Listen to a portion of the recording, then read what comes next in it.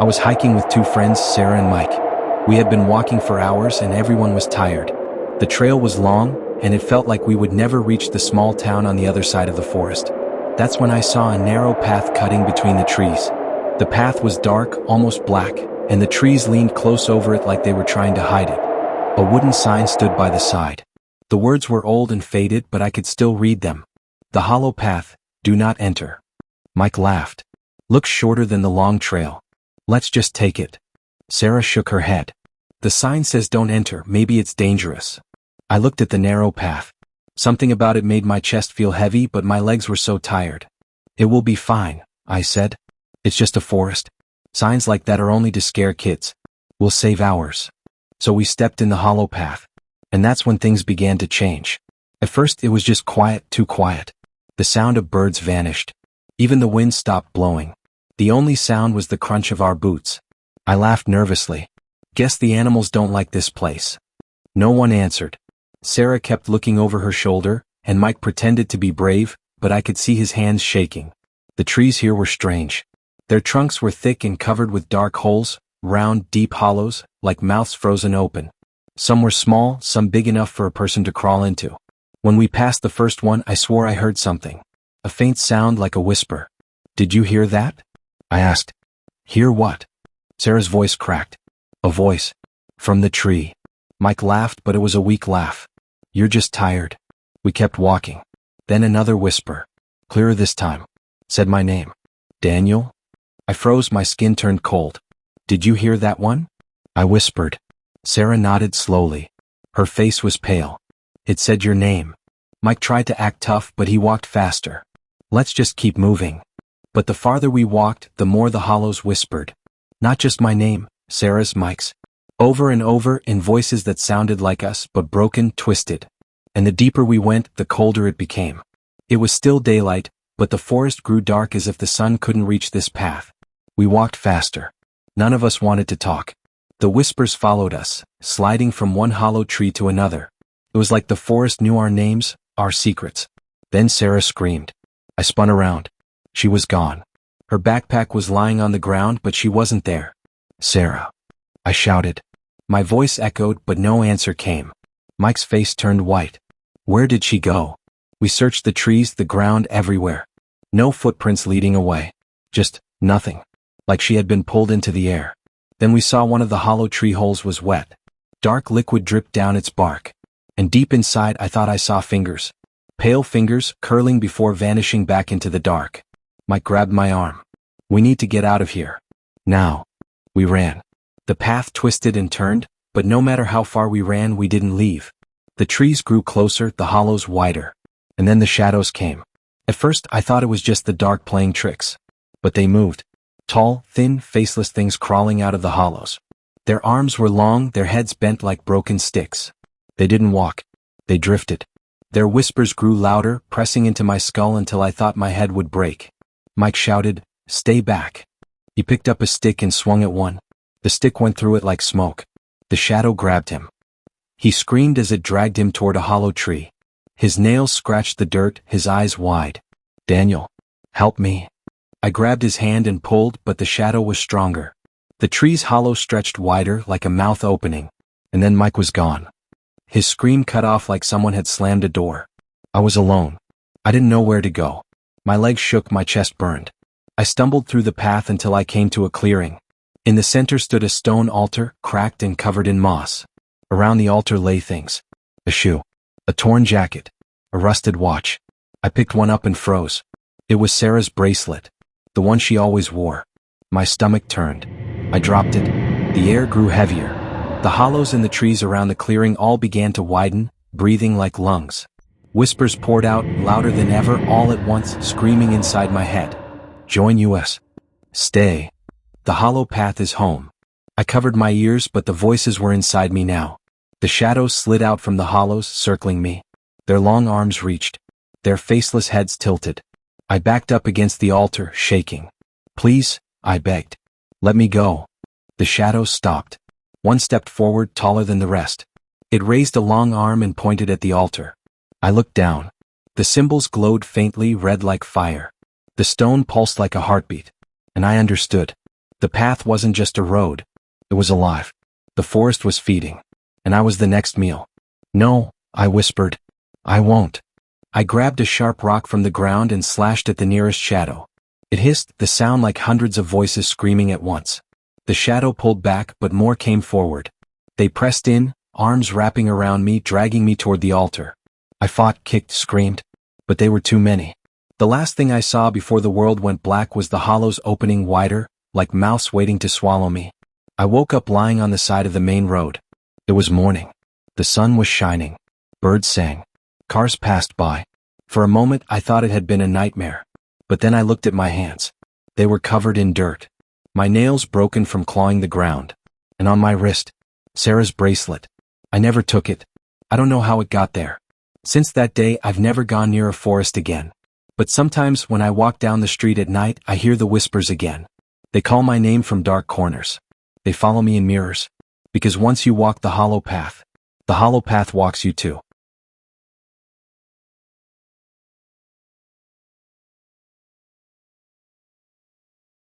I had gone hiking in the forest, something I loved to do when my head felt heavy. I told myself I would walk for a few hours, enjoy the fresh air, and then return before dark. But I made a mistake. The path was confusing and I was stubborn. I thought I knew my way, so I ignored the signs. By the time I realized I was wrong, it was already getting dark. The forest grew darker, colder, and strangely quiet. Every tree looked the same. I turned left, then right, but everything led deeper into the woods. My heart started to beat faster. I whispered to myself, "Don't panic. Just find a place to stay. You'll be fine." That's when I saw a small cabin hidden between tall pines.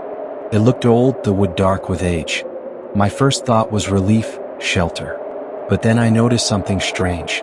The cabin had no windows, not one. Just a crooked wooden door standing like a mouth waiting for me. I stood frozen. Part of me wanted to walk past it, but the night was coming fast and the cold air bit through my jacket. I had no choice. I opened the door and stepped inside. The air inside smelled of dust and damp wood. My touch lit up the room and I saw old furniture covered with cobwebs, a broken chair in the corner, and a table with scratches on the surface. The walls felt close, pressing in. No windows meant no way to see outside, no way for light to enter. It was like being inside a wooden box. Still, it was better than freezing in the dark forest. I placed my bag down and sat on the floor. For a while, everywhere was quiet. No crickets, no owls, no sound of wind through the trees. It felt like the whole forest was holding its breath. I told myself I was safe. I lay down and closed my eyes. That's when I heard it. A scratch, slow and sharp, moving across the wall. My eyes opened and I held my breath. Another scratch followed, longer this time, like nails dragging on wood. I told myself, it's just a branch outside. But then I remembered, there were no windows. There's no way for a branch to reach inside. The scratches grew louder and closer until they stopped. Then came the sound that made my blood run cold. Breathing, deep, heavy breathing. Inside the cabin with me. I sat up, lantern shaking in my hand. "Who's there?" I whispered. The breathing stopped. The silence that followed was worse. I didn't sleep that night. I kept the lantern on and watched the dark corners of the room until the faint light of morning came through the cracks in the door. When the morning light slid under the door, I felt a tiny bit safe. I had survived the night. But something in me told me I needed to leave right away. My bag was ready, my boots tied. I grabbed the handle of the cabin door, but it wouldn't move. I pulled harder. It was stuck or locked. Panic filled my chest. I hadn't locked it when I came in. So who did? I stepped back, my lantern low on oil now. That's when I saw marks on the inside wall. Long, deep claw marks, not scratches from rats, not marks from tools. They were deep grooves dragged down like something, or someone, had clawed at the wood for years. I touched them. The wood was rough and splintered. Then I saw something worse. The floor had stains. Dark, ugly stains that had seeped into the wood. At first I told myself it was water. But when I knelt closer, the truth hit me. It was blood. Old dried blood. Lots of it. A chill ran through my bones. My brain screamed, "This is not a safe place. Get out now." I ran back to the door and kicked it, banged it, and slammed my shoulder into it. The wood groaned, but it didn't open. Then from behind me came the sound I feared most, breathing. Slow, heavy, steady. I turned. My lantern flickered. I saw nothing, but the sound was there. Inside the cabin with me. I told myself maybe I was hearing things. Maybe the forest was playing tricks. But when the night came again, I knew the truth. The cabin was alive. The breathing grew louder as the sun went down. I sat in the corner, hugging my knees, the lantern shaking in my hand. Then came the whispers. Soft at first, like voices behind the wall. They grew louder, overlapping, as if 100 people were speaking at once. I couldn't understand the words, but I felt them crawling into my head. "Stop," I whispered. "Stop talking." The voices only grew stronger, pressing against my skull. Then the claw marks on the wall began to move. I swear to you, they shifted, the wood groaning as if invisible hands were scratching deeper. Fresh splinters fell to the floor. I screamed and slammed my hands over my ears. The whispers stopped suddenly, like someone had cut the sound. Then came silence. But silence was worse. Because in that silence, I heard footsteps. Slow, dragging footsteps moving across the wooden floor, coming toward me. I lifted my lantern and saw nothing. But the footsteps kept coming until they were right in front of me. The lantern flickered, then died. Darkness swallowed me whole. I don't know how long I sat there in the dark. My body shook, my throat dry. Then I felt a hand. Cold and rough, brushing my face. I screamed and swung blindly, hitting nothing. The hand was gone. But the breathing was right next to my ear now. So close it rattled in my bones. "Let me out," a voice whispered. I froze. "Let me out." I couldn't speak. Couldn't move. The voice came again, louder, desperate. "Let me out." I jumped to my feet and slammed against the door again, kicking and punching. Suddenly, it burst open and I fell onto the forest floor. The night air rushed over me, cold but fresh, real. I scrambled up, grabbed my bag and ran. I didn't look back. I couldn't. I ran through the trees, branches cutting my arms and face. My only thought was to get as far away from that cabin as I could. After what felt like hours, I stopped to catch my breath. My legs shook and my chest burned. I looked around, and my heart stopped. There it was. The cabin is right in front of me. No matter how far I ran, I was back at the same door, the same dark wood. I screamed until my throat tore. The forest was a trap. The cabin was the center of it. I had no choice. I stepped inside again and sat down. I don't remember much after that, only flashes. Hands grabbing me. Voices screaming in my head. My own face laughing at me. When I woke up, I was outside. The sun was rising. The forest was quiet again. The cabin was gone. I stumbled back to the road where a passing car found me. They said I was pale, shaking, and my clothes were torn. When they asked what happened, I told them the truth. But they didn't believe me. They never do. Sometimes, late at night, I hear the breathing again. Slow, heavy, right outside my door. And in the mirror, just for a second, I see the other me. Smiling. Waiting. Because once you enter the cabin with no windows, you never really leave.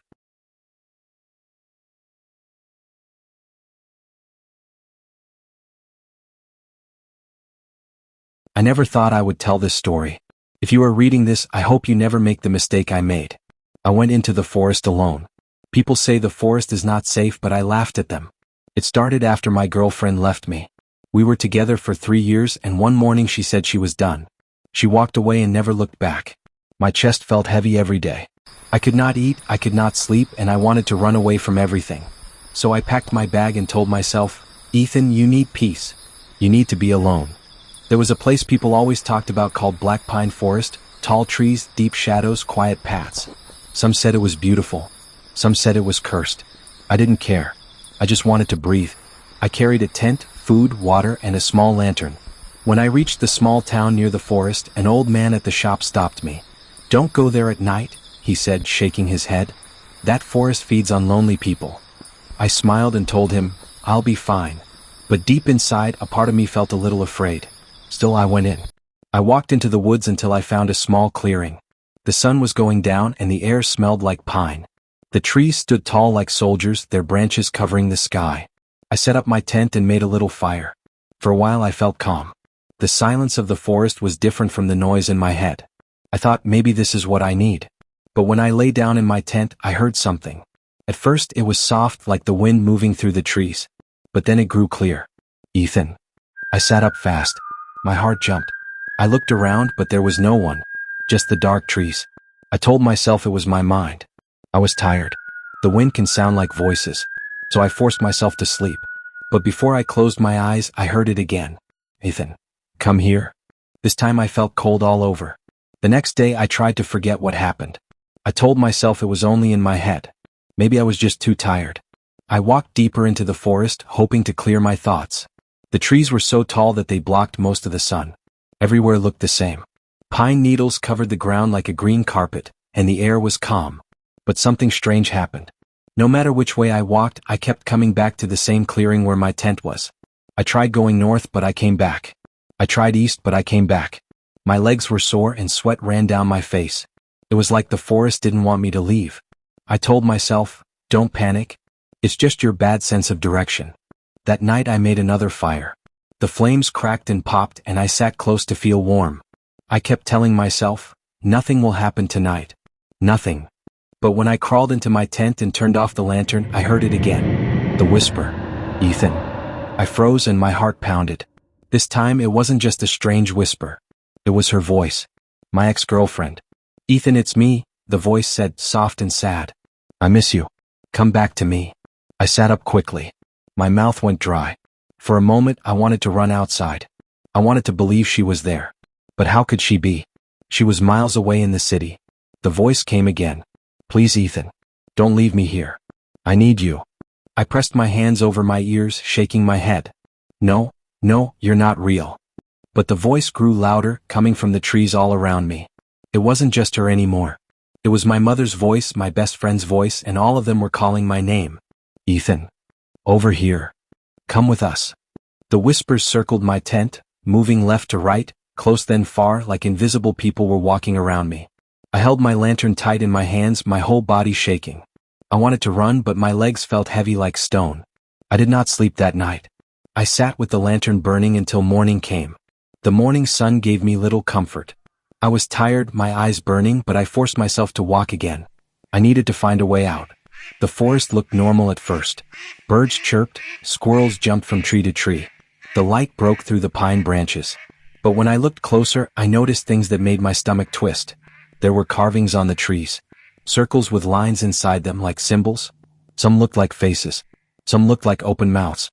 The bark around them was black as if burned. I walked farther and found an old boot half buried under the needles. Then I saw a backpack torn open, the straps ripped. I bent down and picked up a photo. It was faded and dirty. A man stood smiling with a woman, but their faces were scratched out. I dropped the photo. My hands shook. I whispered to myself, other people were here. Where did they go? A crow caught above me and I jumped. My chest felt heavy. I turned back to my clearing because no matter where I went, I always ended up there. When night came again, I dreaded what would happen. The fire burned bright, but I still felt cold. I sat close, holding a stick in my hand like a weapon. My ears were open, waiting. And then it started. The whispers came from the trees. One voice. Two voices. Then many. Ethan. You are not alone. Come to us. I covered my ears, but it didn't help. The voices slipped through like smoke. Then I saw movement, figures between the trees. At first I thought they were shadows, but they moved with purpose. Pale shapes, tall and thin, with faces that were smooth like blank masks. They slid between the trees, never stepping into the firelight. My throat went dry. I shouted, "Stay away." The voices only grew louder. Some begged. Some mocked. Some cried. I heard my mother's voice again. "Ethan, sweetheart, don't leave me here." Then my best friend's voice. "Come on, man. Don't fight it. We're waiting." And then the worst of all, my own voice. "Ethan, you belong here." I held the stick tight, shaking, tears running down my face. I tried to stay awake. I tried to keep the fire alive. But my body grew weak. My eyes closed even though I fought. When I woke, it was still dark. My fire was almost gone. The air felt heavy, pressing down on me. I remembered the old man's words in the shop. The forest feeds on lonely people. It made sense now. The whispers weren't just sounds, they were souls. Souls of people like me who came here alone and never left. The forest kept them trapped. And now it wanted me too. I thought if I can last until morning I will run. I don't care if I drop everything. I will run and never look back. But the forest had other plans.